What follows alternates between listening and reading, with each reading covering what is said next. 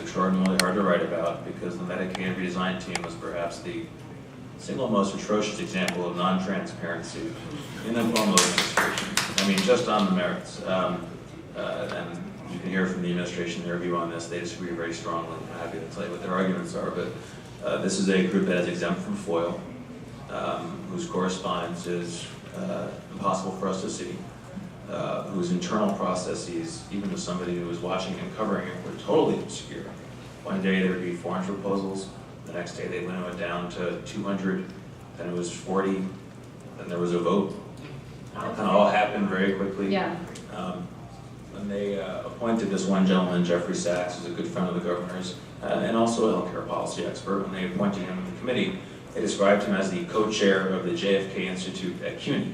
They did not mention that he has a multi-million-dollar healthcare consultancy where he works for hospitals.